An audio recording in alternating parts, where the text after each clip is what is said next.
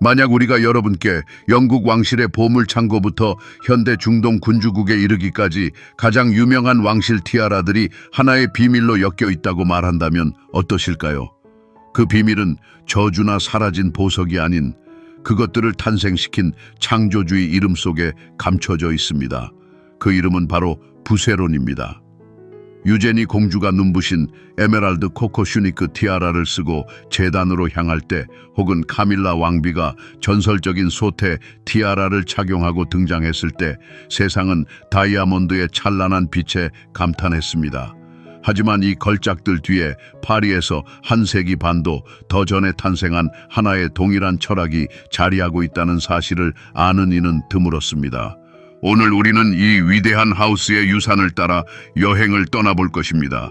그리고 과연 부세론만의 독창적인 코드가 무엇인지, 그것이 어떻게 귀금속을 불멸의 전설로 바꾸어 놓았는지 이해하려고 노력할 것입니다.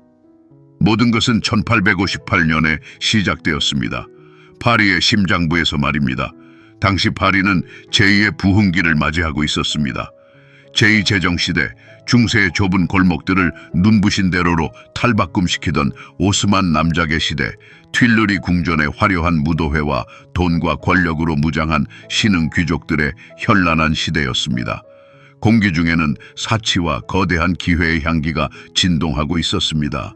바로 이러한 분위기 속에서 파리 우아함의 중심지였던 팔레 루아얄의 회랑에서 젊고 야심찬 주얼러 프레데릭 부세론이 자신의 첫 번째 부티크를 열었습니다. 부세론은 단순한 장인이 아니었습니다. 그는 예술가이자 선구자였습니다. 주얼리 예술이 엄격한 대칭과 중후한 웅장함에 매달리던 시대에 그는 완전히 새로운 것을 제시했습니다. 그의 철학은 귀보석을 단순히 장식하는 것이 아니라 그것들을 해방시켜 숨쉬고 살아있게 만드는 것이었습니다. 그는 빛에 집착했습니다. 다이아몬드의 면에서 빛이 춤추는 모습을 몇 시간이고 연구하며 어떻게 하면 상자 속 죽은 보물이 아닌 착용자의 살아 숨쉬는 떨리는 일부가 될 주얼리를 만들 수 있을지 고심했습니다. 많은 동시대 주얼러들과 달리 프레데릭 부세론은 실험하는 것을 두려워하지 않았습니다. 그는 다이아몬드와 암석 수정을 결합하고 에나멜과 이국적인 재료들을 활용했으며 문장이나 왕관이 아닌 자연 그 자체에서 영감을 얻었습니다. 뱀의 곡선에서 꽃집 위에 이슬방울에서 공작 깃털의 섬세함에서 말입니다. 그는 새로운 엘리트 계층이 무엇을 갈망하는지 정확히 꿰뚫어 보았습니다. 단순한 부의 과시가 아닌 세련됨과 개성, 그리고 예술성을 말입니다. 이 하우스의 고객은 빠르게 유럽의 오래된 명문가뿐만 아니라 당대 가장 영향력 있는 인물들로 확대되었습니다. 러시아의 대공들, 인도의 마하라자들, 그리고 딸들이 유럽 귀족들과 결혼하던 미국의 백만장자들이 바로 그들이었습니다. 그들은 티아라를 얻기 위해 부세론을 찾은 것이 아니라 전설을 얻기 위해 찾아왔습니다. 단지 즉위식이나 결혼식을 위한 장신구가 아닌 자신의 성격과 야망을 고스란히 담아낼 걸작을 요구했습니다. 바로 이러한 초기 구상, 즉 권력의 상징이 아닌 금속과 보석으로 엮은 실을 창조하겠다는 의지가 부세론 제국이 성장한 기반이 되었습니다. 그의 공방에서 탄생한 모든 티아라는 단순한 머리 장식이 아니었습니다. 그것은 하나의 선언이었고 시대 정신과 개인의 역사가 구현된 것이며 다이아몬드와 플래티넘 속에 영원히 응고된 예술이었습니다. 부세론 티아라의 마법을 이해하려면 단순히 캐럿이나 금속의 순도를 나열하는 것을 넘어서야 합니다. 그것들의 해부학은 기적의 해부학이며 모든 세부사항이 빛을 포획하고 길들이는 단 하나의 목적에 종속되어 있습니다. 육중하고 기념비적인 틀을 만드는 대신 이 하우스의 주얼러들은 선구적으로 플래티넘에 주목했습니다. 은보다 강하고 가벼운 이 금속은 거의 보이지 않는 세팅을 가능하게 했고, 이는 마치 다이아몬드가 보이지 않는 힘에 의해 하나의 별자리처럼 모여 공중에 떠 있는 듯한 착각을 불러일으켰습니다. 자, 이제 공방 안을 들여다볼까요? 다이아몬드로 된 나뭇가지 하나를 상상해 보십시오. 그 모든 잎사귀가 아주 작고 보이지 않는 스프링에 고정되어 있는 모습 말입니다. 착용자가 아주 미세하게 움직일 때마다 이 요소들은 떨리고 진동하며 수많은 빛의 불꽃을 주위로 흩뿌립니다. 앙 트렘블랑 또는 떨리는 기법으로 알려진 이 기술은 부세론 장인들에 의해 완벽의 경지에 이르렀습니다. 티아라는 더 이상 정적인 물체가 아니었습니다. 그것은 살아 움직이며 여인과 함께 숨쉬고 그녀의 웃음과 고개를 돌리는 동작에 반응하며 그녀를 빛에 살아있는 화신으로 변모시켰습니다. 하지만 형태는 기술만큼이나 중요했습니다. 다른 주얼리 하우스들이 문장학과 엄격한 기하학에서 영감을 얻을 때 프레데릭 부세론과 그의 계승자들은 자연으로 눈을 돌렸습니다. 그들은 자연을 단순히 모방한 것이 아니라 보석의 언어로 번역해냈습니다. 그들은 그저 꽃을 만든 것이 아니라 꽃의 섬세한 여림을 담아냈습니다. 뱀을 그려낸 것이 아니라 뱀의 최면에 걸릴 듯한 유려한 움직임을 재현했습니다. 가나가와의 대파도 목판화에서 영감을 얻은 티아라를 한번 살펴보세요. 그것은 단순히 다이아몬드와 사파이어로 만든 파도가 아닙니다. 영원 속에 멈춰선 대자연의 맹렬한 힘, 금속 속에 포착된 혼돈과 조화 그 자체입니다. 부세론 주얼리의 또 다른 천재적인 특징은 바로 변형입니다. 수많은 부세론 티아라들은 목걸이로도 착용할 수 있도록 디자인되었고 개별 요소들은 분리되어 브로치나 귀걸이로 변모했습니다. 이것은 단순한 기술적 재주가 아니라 고객들의 삶에 대한 깊은 이해가 담긴 것이었습니다.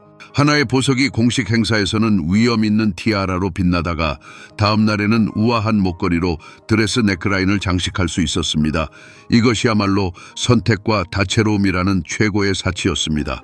소재 또한 과감한 실험의 장이었습니다. 물론 부드럽고 따뜻한 광채를 내는 구유럽식 컷 다이아몬드가 그들의 가장 큰 사랑을 받았습니다. 하지만 그들은 얼음의 환상을 창조하기 위해 암석 수정과 다이아몬드를 과감히 결합하기도 했고 라니아 왕비의 티아라처럼 흑화 처리된 금을 사용하여 에메랄드가 마치 밤의 정원에서 피어나는 신비로운 불꽃처럼 더욱 찬란하게 빛나도록 만들기도 했습니다. 이러한 티아라에 손을 대는 것은 공학적 천재성 덕분에 항상 완벽하게 균형 잡혀 있던 무게감만을 느끼는 것이 아닙니다. 그것은 플래티넘의 서늘함, 움직이는 요소들의 미세한 떨림을 감지하고 여러분의 손에 들린 것이 단순한 보석의 총합이 아님을 깨닫는 경험입니다. 여러분의 손에 들린 것은 수학적 정밀함과 시적인 영감으로 구현된 하나의 꿈입니다. 19세기와 20세기의 전환기에 있던 런던의 무도회장을 상상해 보십시오. 공기는 나지막한 대화 소리와 실크 드레스 스치는 소리로 웅성거렸습니다. 수세기에 걸친 자귀와 가문의 보석을 자랑하는 구유럽 귀족들은 은근히 숨기려는 호기심과 약간의 속물근성으로 새로운 현상, 즉 달러 프린세스의 등장을 주시하고 있었습니다. 막대한 재산을 지닌 젊은 미국 상속녀들이 가난하지만 자귀를 지닌 유럽 귀족들과 결혼하는 현상을 말입니다. 바로 그때 문이 활짝 열리고 그녀가 등장합니다. 새롭게 말버러 공작 부인이 된 콘수엘로 밴더빌트였습니다. 그날 저녁 그녀는 파리 최고의 오트쿠티르 드레스 그 이상을 입고 있었습니다. 그녀의 머리 위에는 부세론의 티아라가 화려하게 빛나고 있었습니다. 그것은 단순한 장신구가 아니었습니다. 하나의 선언이었죠. 다른 여성들이 대대로 물려받은 육중한 다이아뎀을 착용할 때 콘수엘로의 티아라는 빛과 현대성의 구현이었습니다. 구컷 다이아몬드로 만들어진 이 티아라는 거의 보이지 않는 플래티넘 세팅에 고정되어 있었고 마치 별자리가 그녀의 헤어스타일 위로 가볍게 떠있는 듯한 환상을 만들어냈습니다. 그것은 무게와 역사로 압도하는 왕관이 아니었습니다. 새로운 시대의 상징, 빛의 섬광이었습니다. 수백 개의 촛불빛이 그녀의 티아라 면에 반사되던 그 순간 그 장신구는 단순한 물체를 넘어 전설이 되었습니다. 그것은 그녀의 전체적인 모습에 찍는 마지막 악센트였고 그녀의 새로운 지위를 시각적으로 확인시켜주는 증표였습니다. 이 티아라는 밴더빌트 가문의 돈을 노골적으로 과시한 것이 아니라 그들의 부와 말버러 공작 가문의 천년 역사가 우아하게 융합되었음을 선포했습니다. 그것은 동시에 도전이자 완벽한 취향의 증거였습니다. 이 대비는 전환점이 되었습니다. 그것은 부세론 티아라가 과거의 유물이 아니라 현재를 위한 가장 강력한 도구임을 전 세계에 보여주었습니다. 한마디 말도 하지 않고 자신을 드러내는 방법이었죠. 이 순간부터 부세론이라는 이름은 단순한 사치가 아닌 구세계와 신세계 모두를 사로잡을 수 있는 지적이고 현대적이며 대담한 우아함의 대명사가 되었습니다.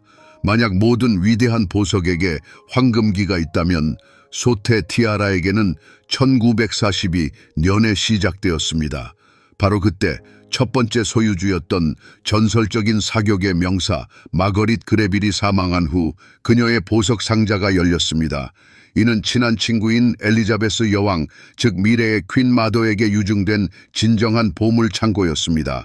수많은 에메랄드, 사파이어, 루비들 가운데 1919년 부세론 하우스에서 제작된 티아라가 있었습니다. 벌집을 연상시키는 그 기하학적인 구조는 당시로서는 아방가르드하고 대담한 것이었습니다. 엘리자베스 여왕의 손에서 이 티아라는 단순히 새로운 주인을 얻은 것이 아니라 자신의 영혼을 찾았습니다. 제2차 세계대전 동안 불굴의 국가 정신을 상징하게 된 여인에게 이 장신구는 완벽했습니다. 선명하면서도 우아한 그 구조는 강인하면서도 품이 넘치는 그녀의 성격을 반영했습니다. 이 티아라는 윈저 가문의 오래되고 역사가 깊은 유물들과는 달랐습니다. 그것은 현대적이고 우아했으며 20세기 중반의 스타일과 완벽하게 어울리는 독특한 건축적 디자인을 가지고 있었습니다. 바로 퀸 마더가 소테 티아라를 자신의 상징으로 만들었습니다. 수십 년 동안 이 티아라는 가장 중요한 국가 행사, 연회, 공식 초상화에서 그녀의 변함없는 동반자였습니다. 영국인들과 전 세계가 미소 짓는 퀸 마더를 바라볼 때 그들의 시선은 언제나 이 반짝이는 다이아몬드 구조물에 고정되었습니다.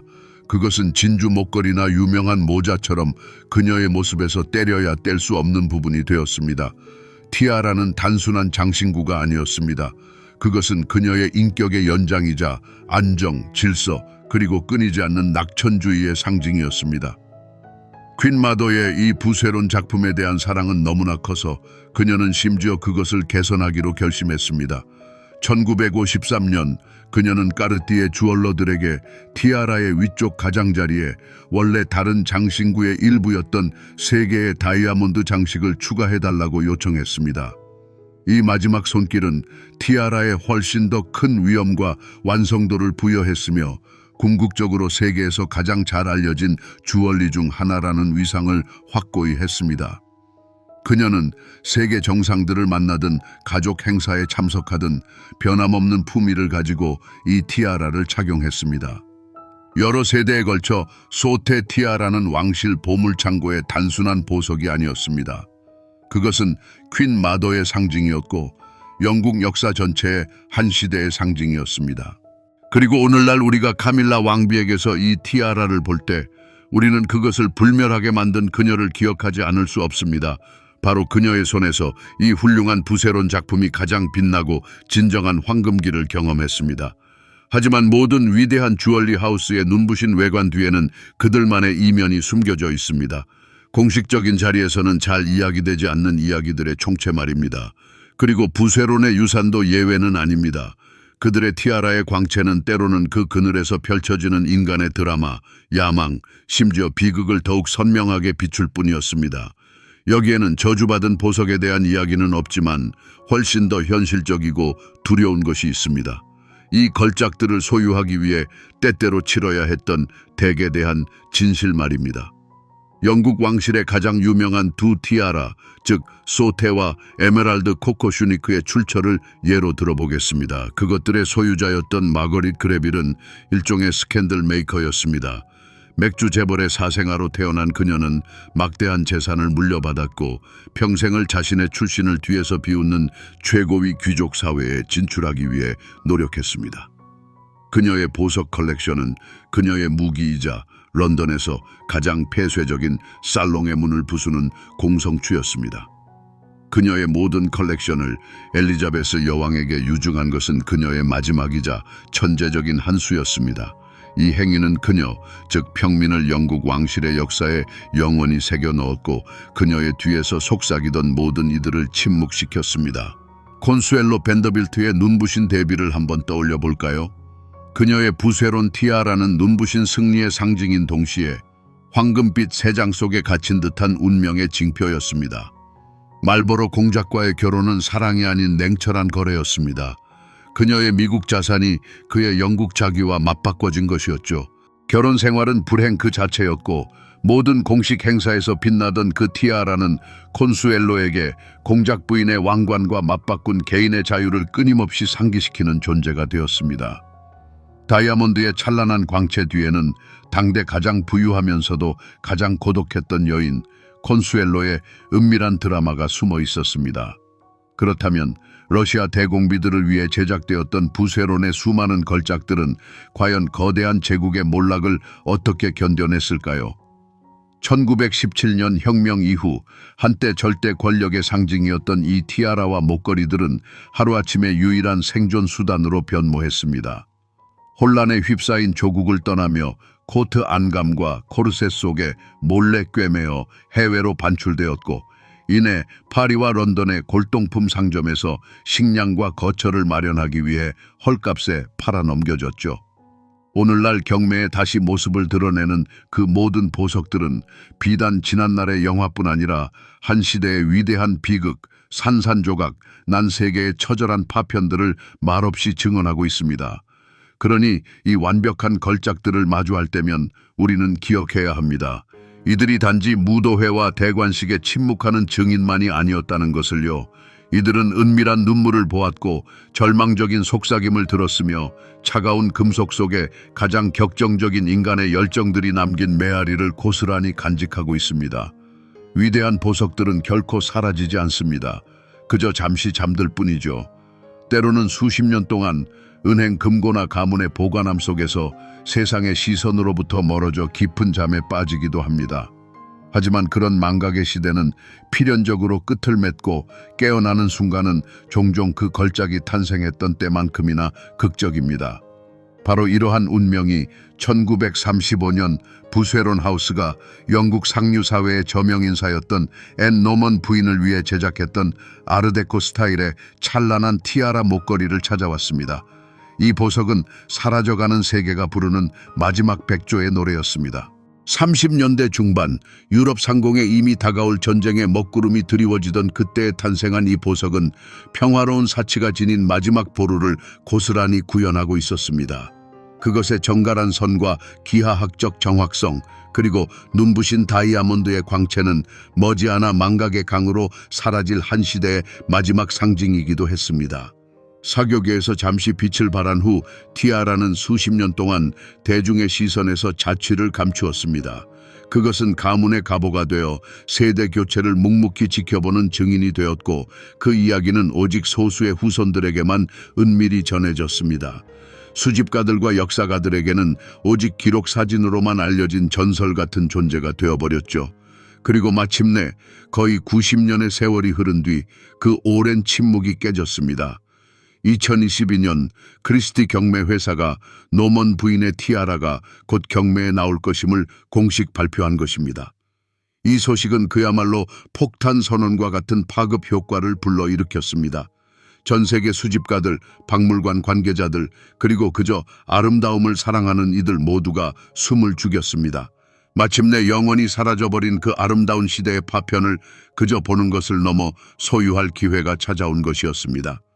경매 전 전시는 수많은 인파로 북적였고 전문가들은 이 보석에 흠잡을 데 없는 상태와 독보적인 디자인을 앞다투어 극찬했습니다. 열기는 엄청났습니다. 경매 당일은 그야말로 이 고별 드라마의 정점을 찍는 순간이었습니다. 경매장은 팽팽한 긴장감 속 고요함에 휩싸여 있었고 오직 전화 입찰의 건조한 클릭 소리와 경매사의 차분한 목소리만이 그 고요함을 깨뜨렸습니다. 수십만 달러씩 가격을 올리는 새로운 호가가 나올 때마다 그것은 피할 수 없는 결말을 향한 한 걸음이었습니다. 그것은 단순히 사치품을 위한 경쟁이 아니었습니다. 역사의 새로운 수호자가 될 권리를 위한 치열한 싸움이었죠.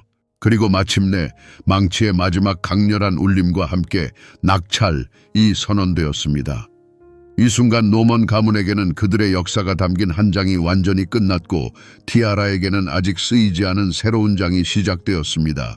그것은 다시 대중의 시선에서 사라져 어느 미지의 수집가의 품으로 들어갔지만 다만 감탄의 여운과 아쉬움의 희미한 그림자만을 남겼습니다.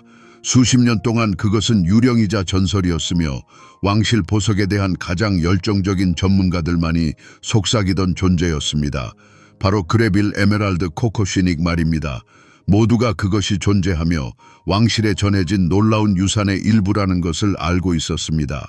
과감한 아르데코 스타일 디자인과 거의 94캐럿에 달하는 신화적인 크기와 순도를 지닌 중앙 카보숑 에메랄드에 대해서도 익히 알고 있었죠. 하지만 아무도 그것을 실제로 본 적은 없었습니다. 그것은 마치 잠자는 용처럼 버킹엄 궁전의 보관실에 잠들어 때를 기다리고 있었습니다. 마침내 2018년 10월 12일이 찾아왔습니다. 윈저성 세인트 조지 예배당에서 유제니 공주의 왕실 결혼식이 열렸고 전 세계 수백만 명의 눈이 화면에 고정되었습니다. 그리고 신부가 차에서 내리는 순간 주얼리 애호가들 사이에서는 경탄이 섞인 집단적인 탄성이 터져 나왔습니다. 공주의 머리 위에서 빛나고 있었던 것은 다름 아닌 그 전설의 부쇠론 에메랄드 코코시닉이었습니다. 이것은 단순한 귀환이 아니었습니다. 그것은 일대 센세이션이자 승리 그리고 망각 속에서의 부활이었습니다. 순식간에 그 티아라는 마가렛 그레빌의 유언장에 담긴 단순한 유물이 아니게 되었습니다. 그것은 새로운 의미를 부여받았습니다.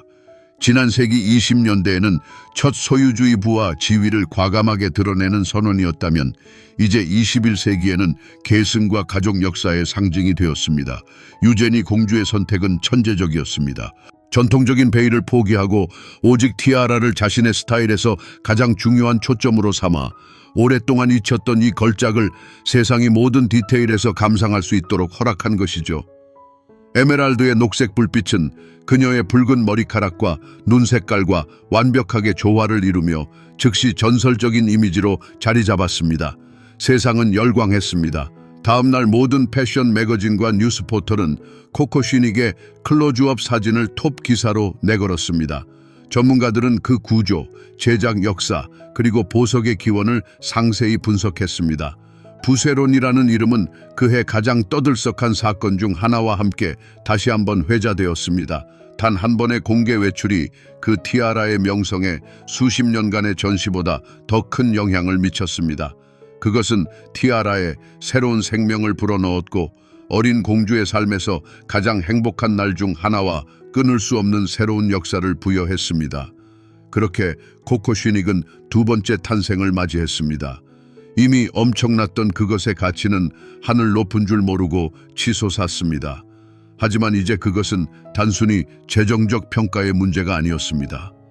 그날 그레빌 에메랄드 코코시닉은 값비싼 물건의 범주를 넘어 헤아릴 수 없는 문화적 아이콘의 지위로 완전히 격상되었습니다.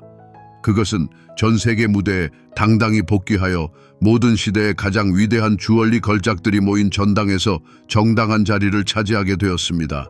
그렇다면 오늘날 이 전설들은 어디에 있을까요? 우리가 이야기했던 부세론의 가장 유명한 작품들의 운명은 세계에서 가장 철저히 보호되는 보물 중 하나인 영국 왕실 컬렉션과 불가분의 관계를 맺고 있습니다. 벌집 티아라와 그레빌 에메랄드 코코시닉 모두 오늘날 이 귀중한 컬렉션의 일부입니다.